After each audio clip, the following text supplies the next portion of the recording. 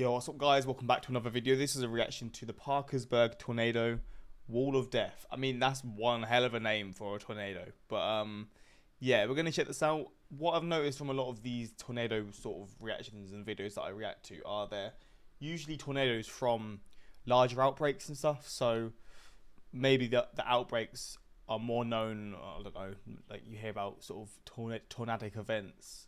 It's sort of the outbreaks, you sort of title it, but then specific tornadoes within the outbreak are what this is focused on. I don't really know what I'm saying, to be honest, but yeah, we're going to check this out and see. I do find these videos really interesting, and they're just the timeline sort of set up of them, and then sort of showing people affected and people who survived and this and that.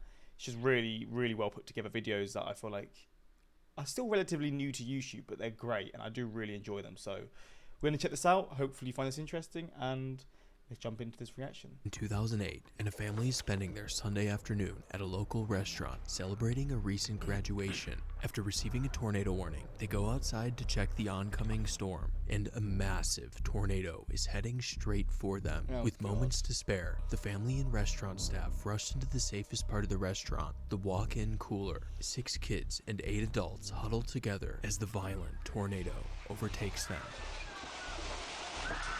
Does this sound fun? The storm system that spawned the Parkersburg tornado on May 25th actually began a few days earlier. On May 22nd, a strong mid-level trough overspread the western high plains. This mid-level trough would produce a low-pressure system at the surface, pulling moisture into the much higher terrain of eastern Colorado and western Kansas. In Colorado, a large and powerful tornado impacts the town of Windsor, killing 1. 200 miles to the east, a few other supercells produce multiple photogenic tornadoes, causing minimal harm as they move through the vast open plains of western Kansas. It's like a tentacle. In the overnight hours, the massive system progresses, forming a newer, even more potent pattern on the 23rd. For a second day in a row, extreme shear overlaps an area of moist, unstable air. In response, the forecasters at the Storm Prediction Center issue a large, high risk over western Kansas, and they couldn't have been more correct. 79 tornadoes touched down, mostly over western Kansas, with the strongest tornado being an EF4 near the town of Quinter, Kansas. It's a big old boy. The next day, on the 24th, the mid-level winds are slightly less potent than the previous 2 days. However, Mother Nature was restless, and a supercell in north-central Oklahoma puts down a handful of tornadoes, which, of course, is covered on live TV thanks to Oklahoma's unrivaled tornado culture. Been quite lucky with this so far. After non-stop tornado action on the 22nd, 23rd, and 24th, you'd think the tornado chaos would subside, but yet again, the next day, the 500 millibar jet stream persists, overlapping a large region of moist air spanning most of Tornado Alley. The Storm Prediction Center initially puts 2 areas of heightened tornado potential, with the northern risk centered over Minnesota and Wisconsin. But as the day progresses, tornado risk in this area is extended southwards because of an extremely unique set of circumstances taking shape in northern Iowa. The Sunday morning started out cold and cloudy, but strong moisture advection at the surface begins midday. Modest dews in the 50s skyrocket into the 70s. Meanwhile, to the north, there's a well-defined surface low transversing the North Dakota-Canada border into Minnesota, adding an extreme amount of spin into the atmosphere. And to make matters worse, a secondary low develops in southern Minnesota. And on top of all that, 2 different warm fronts develop in central Iowa, giving the storm exactly what it needs to produce a strong tornado. As clouds clear over Iowa, to most, this is just another beautiful late spring day. However, the sun bakes the moist, unstable air at the surface. The blue sky above their heads is like gasoline-soaked brush, and all it needs is a spark to set things ablaze. At 3 in the afternoon, a set of rogue gravity waves appear. These waves are like small ripples in a pond, slightly disrupting the different layers in the atmosphere. And these small ripples have huge consequences. The gravity waves trigger the formation of a group of storms in central Iowa. The storms slowly move across Iowa for an hour before the southern storm begins to dominate, and at 4:30, radar shows that the dominant storm forms a unique feature called a descending reflectivity core. As the downdraft falls to the ground, it impinges the storm's inflow, constricting and tightening it, causing the inflow to dramatically intensify. Moments later, a hook forms on radar, and at 4:48 in the afternoon, a large tornado touches down south of Aplington, Iowa. Before I talk about the Parkersburg tornado, I have to tell you about this game-changing product, Z-Biotics. It's what's called a pre-alcohol drink, and it's the very first and reason, so there's really no risk. At 4:48 in the afternoon, the dominant supercell produces a large tornado just south of Aplington, Iowa. A local less than a mile to the northeast of the circulation records the tornado only moments after it forms. It's on the ground. It is. That's not funny. No, it's not funny. Even though this might not look like a classic tornado, this is unquestionably the start of a tornado because of the swirling dust directly underneath a highly visible mesocyclone. Holy shit. That's getting big. Bloody hell. Let's get inside. Alright. Eventually, the resident goes inside to take cover, but the tornado is just getting started, and it is now heading directly towards the town of Parkersburg. Meanwhile, Chief Deputy Tim Woltoff is on duty, patrolling the area with his 20-year-old son when he spots the tornado to his northwest. His vehicle's dashcam captures this incredible view of the giant tornado as it closes in on town.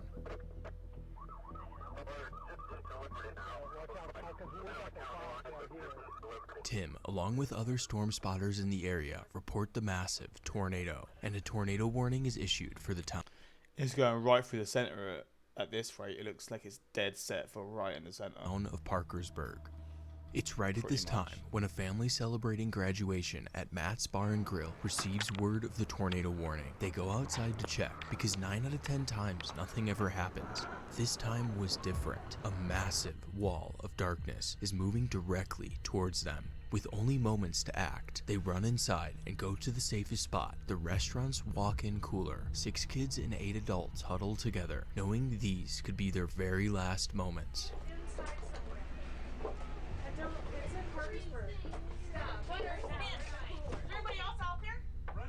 The tornado begins to close the gap on the town, and the first building in the path on the west side of town is Parkersburg Lumber, a standard sheet metal industrial building. Seconds later, the tornado overtakes Parkersburg Lumber, shredding the sheet metal into tiny pieces, while also bending the thick steel frame I-beams. The core of the tornado continues moving east along Highway 57. All buildings are completely demolished, and someone loses their life at a home next to the gas station. The tornado then overtakes Matt's Bar and Grill.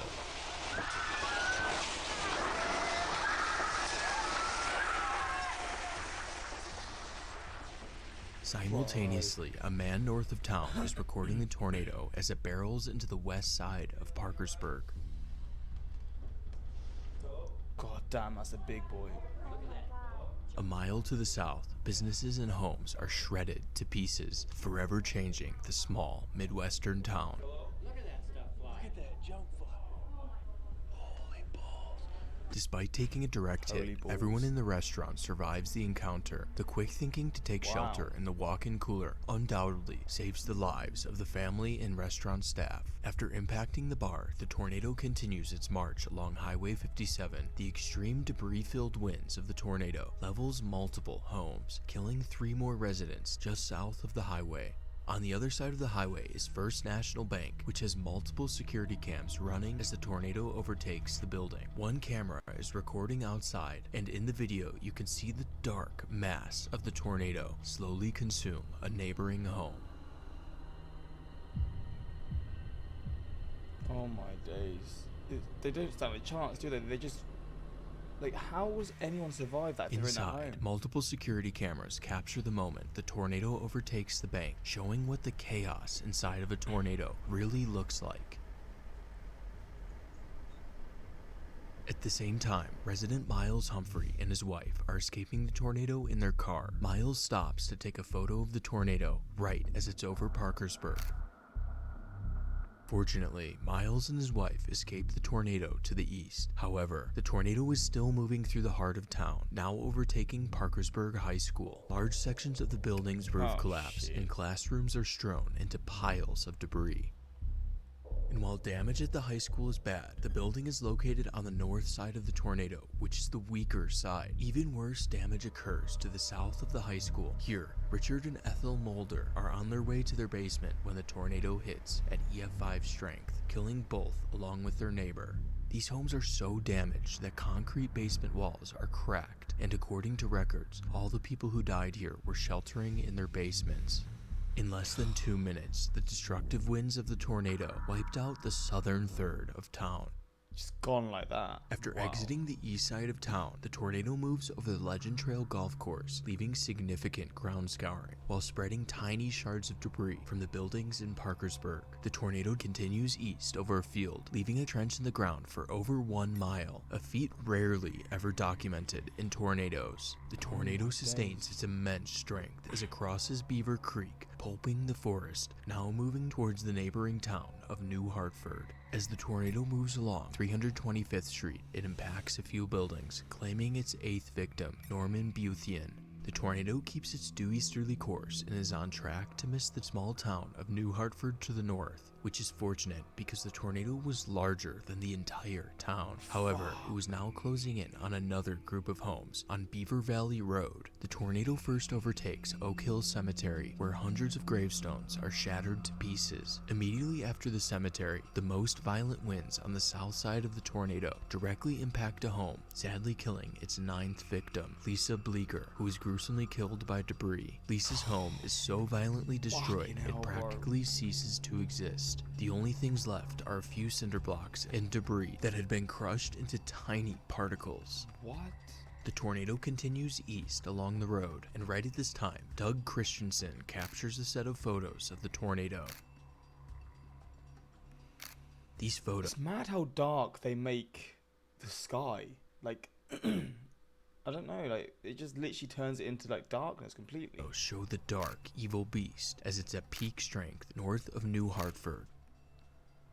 The tornado then deviates from its easterly course by turning to the north. This behavior is called an occlusion process, and it's a sign that the tornado is weakening. However, the tornado suddenly turns back to the south, showing that the occlusion process failed. Wow. This is rare. In most tornadoes, they turn to the north, and that's the last thing the tornado does. But it continues back on its easterly course, moving along Beaver Creek Road. Fortunately, the tornado appears to have significantly weakened, as homes in this area show little signs of damage.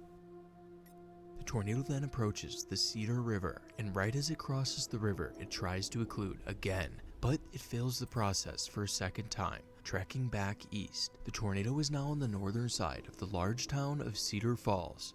A local records the tornado from their back porch. Visually, the tornado appears much weaker than it did earlier. Instead of a giant barrel-shaped tornado, it's now a dusty circulation with sporadic vortices.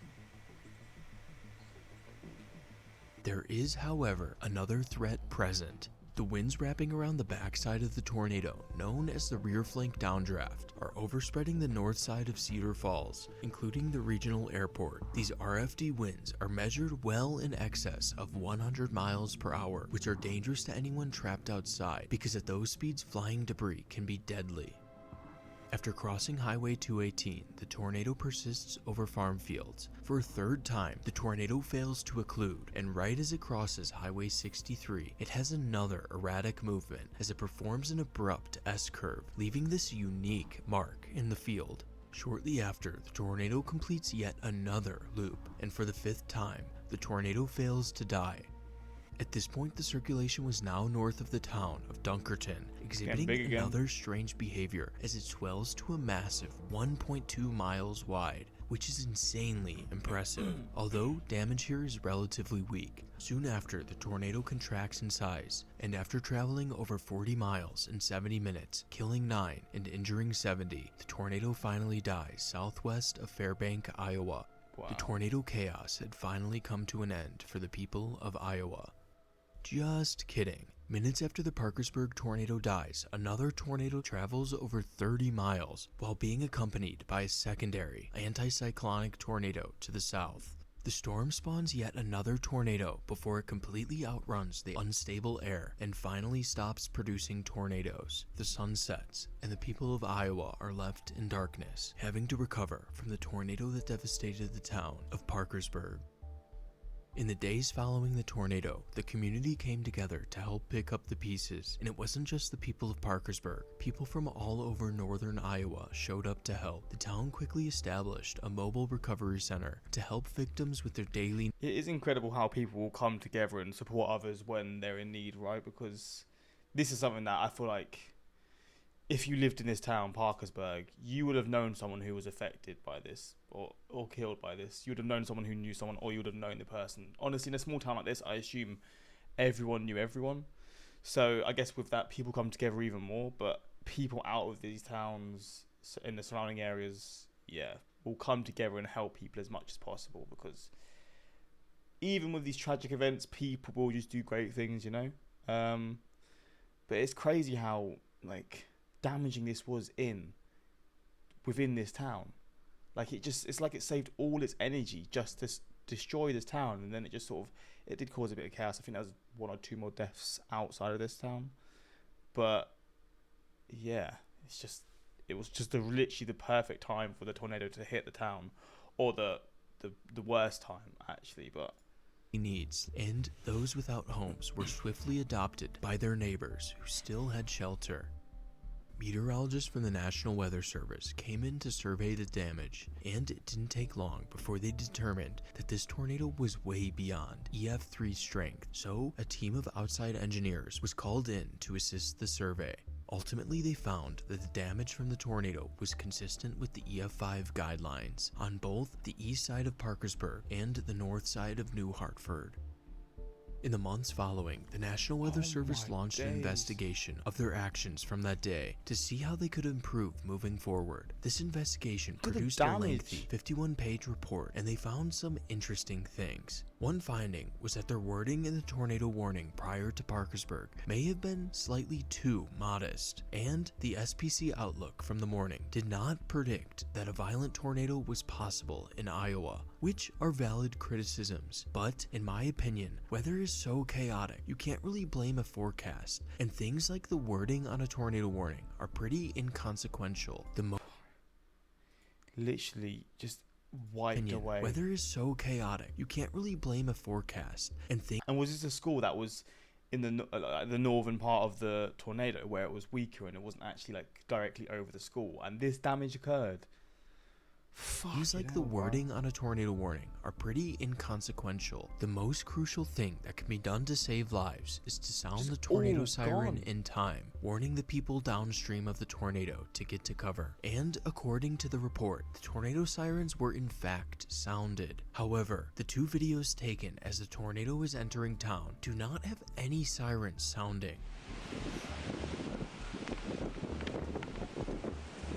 This is directly contradictory to the report, which states that the sirens were sounded 2 minutes prior to the tornado entering town. How regardless, you feel like you can lie about something to do with that when people are literally there and there's recordings and stuff.